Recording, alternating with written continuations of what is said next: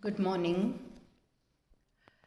We will now look at the next sonnet of William Shakespeare that is prescribed for the students of BA Part 1 English Literature in Paper 1. First, there is the text of the poem, after which you have notes on the difficult words, their meanings are given. And now let us look at the sonnet itself. The title of the sonnet is When to the Sessions of Sweet Silent Thought. This is sonnet number 30. Sonnet 30. Sonnet 30 is a tribute to the poet's friend and likely his lover,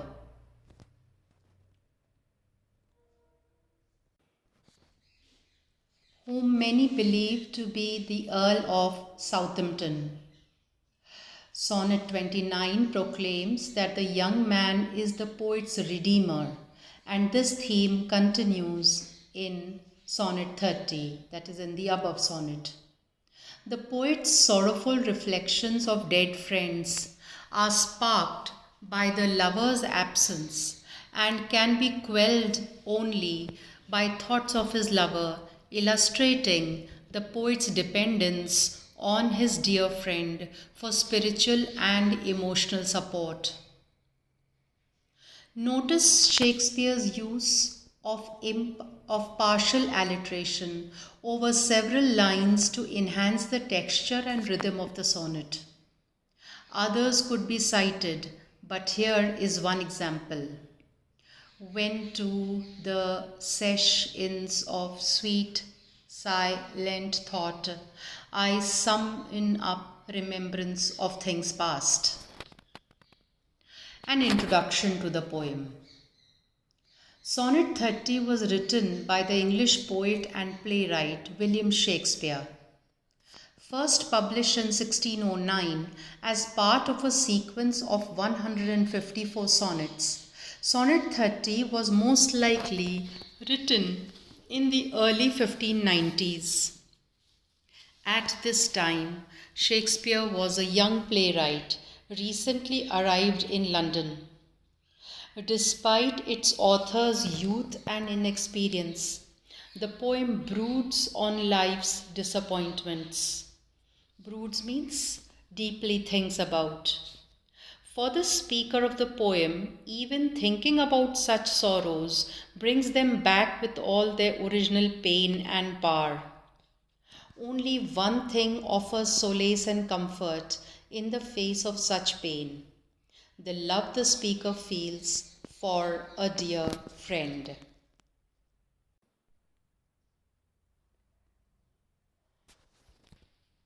Sonnet 30 went to the sessions of sweet silent thought, the summary of the poem. The poet is trying to say that when I'm silently reflecting on things that have happened in the past, I feel disappointed that I failed to get the things I wanted. Old sorrows feel new again, and I complain about how I wasted my precious time. Then I can weep heavily, even though I rarely cry, for dear friends who have died. I can weep again for lost loves I had once gotten over. I can complain about things that have been destroyed. Then I get angry about old insults and I complain about one bad thing after another. A sad tale of things I have already complained about, which feel as painful now as they did before. But if I stop and think about you, dear friend, everything I have lost returns to me and all my sorrows end. Now let us look at the line by line explanation and analysis of Sonnet 30. Went to the sessions of sweet silent thought. Lines 1 to 4. The text is, when to the sessions of sweet silent thought, I summon up remembrance of things past. I sigh the lack of many a thing I sought, and with old woes new wail my dear time's waste. The first 4 lines of Sonnet 30 establish one of the poem's themes and its form. The poem begins with the speaker reminiscing, meaning remembering, thinking about things past. The speaker describes this act of reminiscing with an evocative and suggestive metaphor. The speaker describes thought itself, sweet, silent thought, as sessions. In Renaissance England, where the poem was written, the word sessions had a specific technical meaning. It refers to court sessions, the period of the year when magistrates and judges heard legal cases. The metaphor, meaning the comparison, thus suggests that the speaker experiences sweet silent thought as a kind of tribunal, a place of trial and questioning. The metaphor might even suggest that the speaker starts the poem feeling guilty.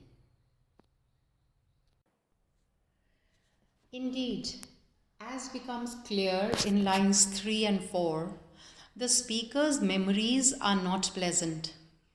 Instead of returning to happy times, the speaker focuses on old woes. The word woes means sorrows, meaning old sorrows, disappointments and failures from the past. For the speaker, just thinking about these things is enough to bring them back with all their painful power. And so the speaker new veils them. In other words, the speaker grieves the lack of many a thing I sought, and my dear time's waste again. Just remembering these failures and wasted opportunities is enough to send the speaker into a spiral of regret and self-recrimination. Recrimination can be understood as blame, self-blame. The tone of these opening lines is thus dark and brooding. They are full of guilt, grief, and disappointment. But the poem itself is exceptionally elegant and refined. That creates some tension for the reader. For example, line 4 contains a strong alliterative. Alliterative means repeated W sound in woes, wail, and waste. The W sound underlines the way old and new overlap, the way the speaker tries and fails to get over the past. The assonant O sound in the line in old woes also emphasizes the speaker's grief. It sounds like someone is mourning. But these sounds work in a highly literary, even artificial way. Though the poem describes despair and disillusionment, it remains powerfully controlled and organized. This control is reflected in the poem's form. Sonnet 30 is a Shakespearean sonnet. It follows a strict rhyme scheme. The first 12 lines form 3 rhyming quatrains. A quatrain, as you may remember, dear students, is a stanza of 4 lines. So 3 quatrains would be, 4 into 3 would be 12 lines, and follow an A-B pattern. The poem also follows an equally strict meter, and that is the iambic pentameter. The speaker's pensive meditative mood is further underlined throughout by the speaker's use of end stop. Almost all of the poem's lines are end stopped, as though the speaker were hesitating, procrastinating. Procrastinating means postponing. One of the only exceptions comes in the poem's first line, which is enjambed. End stop means the thought is ending with that line, and enjam means when the thought is continuing into the next line.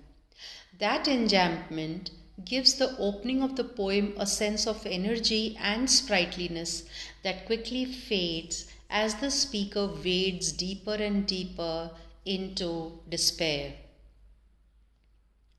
Lines 5 to 8. Then can I drown an eye unused to flow for precious friends hid in death's dateless night, and weep afresh love's long since cancelled woe, and mourn the expense of many a vanished sight. In lines 5 to 8, the speaker continues to rehearse a series of regrets, disappointments, and griefs. In lines 5 to 6, the speaker describes weeping, metaphorically, to drown an eye for dead friends. This is unusual for the speaker. The speaker's eye is unused to flow. In other words, the speaker does not often cry. That might be surprising, since by this point the speaker seems to be wallowing in grief. Wallowing could be understood as drowning in grief. And grief means sadness, deep sadness. The speaker marks off this phrase, unused to flow, with a caesura, one of the only three in the poem. As a result, it feels like a break from the poem's world, a crack in the otherwise dark space the speaker occupies. The speaker uses another metaphor to describe death. The speaker's friends are hid in death's dateless night. Night here is a symbol for the afterlife, the place where the souls of the dead go after they die. The metaphor emphasizes the permanence of death. The speaker cannot find these friends, cannot reconnect with or recover them because of the way they are hid in a dark, forbidding, and timeless space. In lines 7-8, the speaker turns to another set of disappointments and sorrows. The speaker weeps afresh for love's long since cancelled woe. In other words, the speaker is weeping over lost loves. Then, in line 8, the speaker mourns about vanished sites, in other words, lost buildings and monuments. These lines thus continue the dark mood established in the first 4 lines. The speaker remains deep in despair. The poem's heavy, insistent end stops underline this dark mood. All of these lines are end stopped. As a result, the poem feels pensive, meaning sad, slow, meditative, as though the speaker is dwelling on each injury and grief, unwilling to move forward. And the mournful assonant O sound from the poem's first 4 lines appears here in woe and moan in lines 7 and 8. The poem continues to sound sad, full of grief. At the same time, the poem also continues to sound refined and elegant. These lines are rhymed CD, CD, and written in strong, fluid, iambic pentameter. Even as the speaker wallows in despair, is drowning in despair and sadness, despair means a feeling of hopelessness, the poet effortlessly fulfills the complicated demands of the Shakespearean sonnet. Indeed, the poem even finds room for elegant plays of alliteration, meaning repetition of sound, and consonance, as in line 6. For precious friends hid in death's dateless night. So you have the repeated sound of F and D. The pattern of N, D and T sounds is sophisticated and refined. Even as these sharp sounds underline the pain that runs through the line, they also remind the reader of the speaker's control and poetic confidence, and point toward a hidden reserve of hope and possibility in the speaker's otherwise dark world. Lines 9 to 12. Then can I grieve at grievances foregone, and heavily from woe to woe tell over the sad account of fore bemoaned moan, which I knew pay as if not paid before. In lines 9 to 12, the speaker continues to wallow in grief and disappointment. In line 9, the speaker grieves at grievances foregone.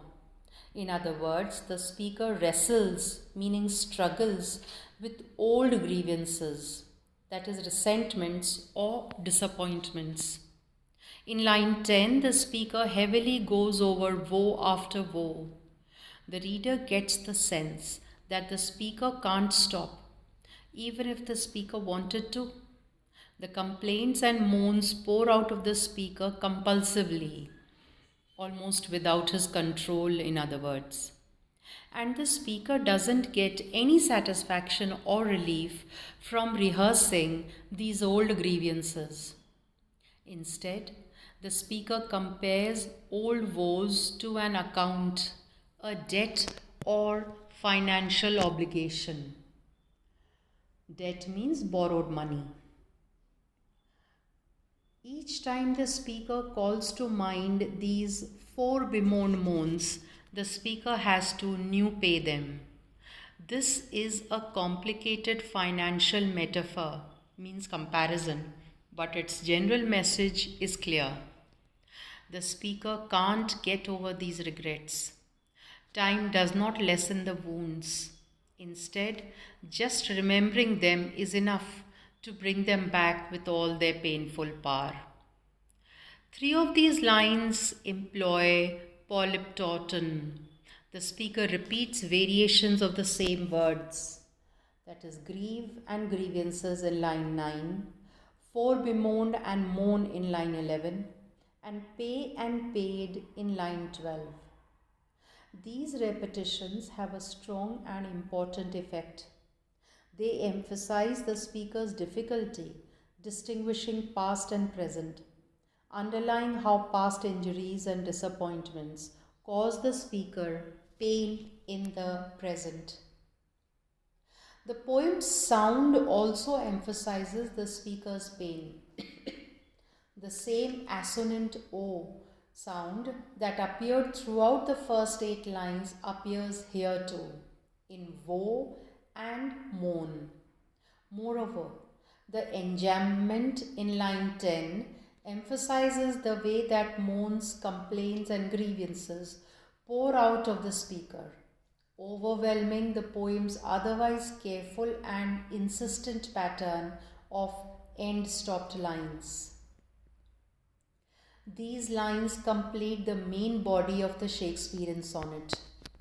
The first 12 lines rhyme A, B, A, B, C, D, C, D, E, F, E, F, and they are all written in iambic pentameter. The form of the poem is stable, predictable, and so is its content. From the start of the poem through the end of line 12, the speaker has insisted almost monotonously on the intense pain of memory. However, both the poem's form and its content shift between lines 12 and 13. That shift is a traditional aspect of the Shakespearean sonnet. It is called the volta or turn. In other words, there is a change of thought from line 12 to line 13. Sonnets traditionally have a volta. Uh, for example, in Miltonic sonnet, the volta is at line 9 with the beginning of the sestet. And in a Shakespearean sonnet, it always comes after line 12. It offers the speaker a chance to reconsider things, to offer new ideas and arguments. The volta is, in other words, an opportunity to transform the poem.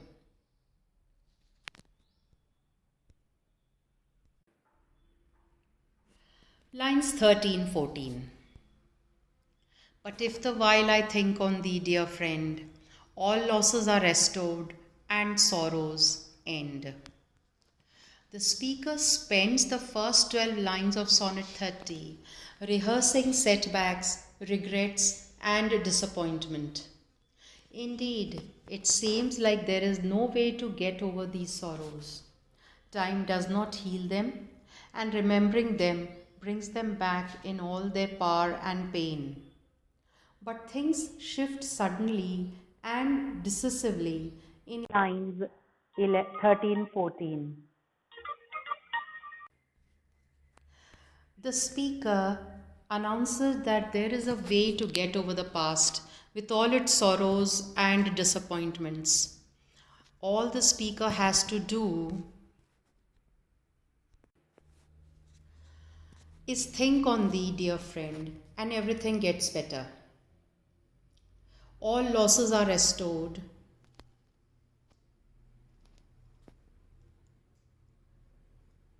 And sorrows end. This is a surprising end. The dark clouds that have followed the speaker throughout the poem suddenly clear up, and the speaker suddenly introduces a new character to the poem.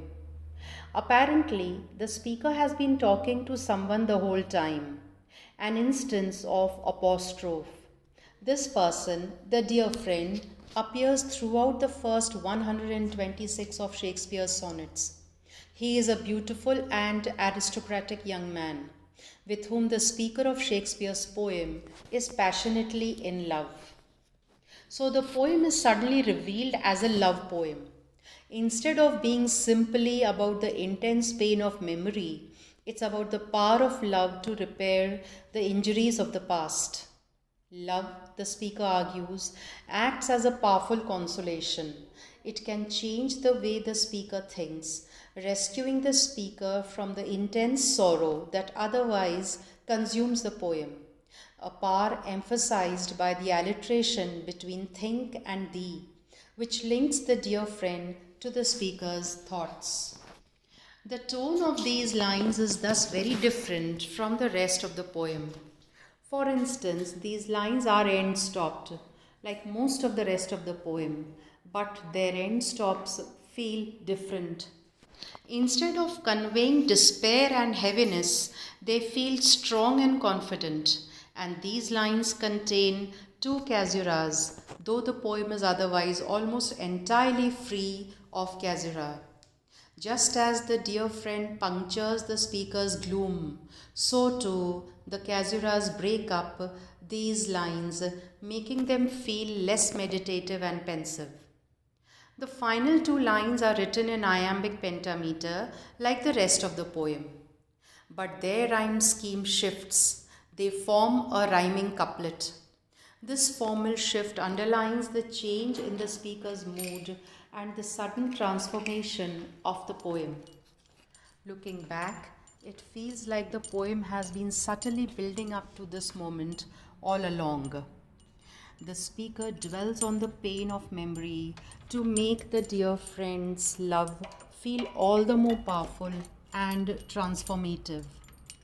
The poem is ultimately not simply a meditation on the memory of pain, but on the power of love to repair the losses and damages that the speaker has endured. We'll take a break now and we will continue in the next session by analyzing the poem. Thank you.